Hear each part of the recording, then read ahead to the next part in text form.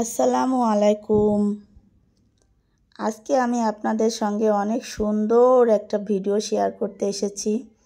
দেখুন, আমি একটা ফলের গাছ ভিডিও করেছি। এই ফলটা আপনাদের অঞ্চলে কি নামে ডাকে? আমার অঞ্চলে কিন্তু করমচা বলে ডাকে।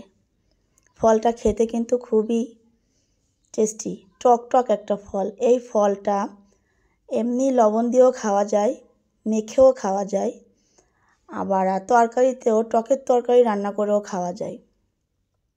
ফলটা যখন পেকে যায় তখন একটু লাল লাল হয়ে যায়। যাই হোক, ফলের গাছটা দেখে আমার খুবই ভালো লাগলো, ভাবলাম আপনাদের সঙ্গে একটু শেয়ার করি। দেখুন বন্ধুরা, কত সুন্দর, কি পরিমাণ যে ফল হয়েছে, আপনাদের না দেখালে আপনারা বিশ্বাস করবেন। এই দেখুন, সম্পূর্ণ গাছে শুধু করমচা আর করমচা, একটু ফুলও আছে। দেখুন, ফুলটা আমি আপনাদের সঙ্গে শেয়ার করলাম। ফুলটা কিন্তু সাদা সাদা ফুল হয়, ফলগুলো হয় ছোট ছোট। গাছে কিন্তু অনেক বড় বড় লম্বা লম্বা কাঁটাও আছে, ফলগুলো ছিঁড়তে গেলে কিন্তু হাতে কাঁটাও বিঁধে যায়। দেখুন কত যে সুন্দর লাগছে, ভিডিওতে অত সুন্দর মনে হচ্ছে না, কিন্তু দেখতে সামনে থেকে অনেক ভালো লাগছিল। তা ভাবলাম কিছুটা ফল ছিঁড়ি এবং আপনাদের সঙ্গে শেয়ার করি। তা ফলগুলো ছিঁড়ে আমি একটু মাখিয়ে খাবো। তা ফলটা মাখাবো কিভাবে, আপনারা আমার সঙ্গে থাকুন এবং দেখুন। তো প্রথমে ফলগুলো এনে আমি পানি দিয়ে অনেক সুন্দর করে ধুয়ে নিয়েছি। আর মাখাইতে আমার প্রয়োজন কিছুটা কাঁচামরিচ, কয়েকটা লেবুর পাতা, আর তেঁতুল তো লাগবেই।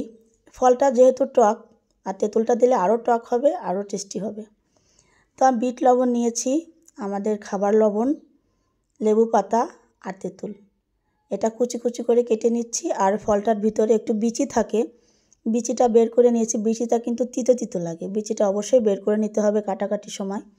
তা ফলটা ধুয়ে অনেক সুন্দর করে বিচি কেটে কেটে বের করে ফেলে তারপরে আমি রেখেছি। এখন আমি লবণ, লেবু পাতা, কাঁচামরিচ কুচি এবং তেঁতুল, বিট লবণও দিব আমি কিছুটা। তো সবগুলো উপকরণ একসঙ্গে দিয়ে অনেক সুন্দর করে মাখাঝাঁকা করে আমার কেটে রাখা সেই করমচাগুলো দিয়ে এর সঙ্গে একসঙ্গে একেবারে সুন্দর করে হাত দিয়ে মেখে নিচ্ছি। এত টেস্টি হয়েছে করমচা মাখাটা, বলার মতো না।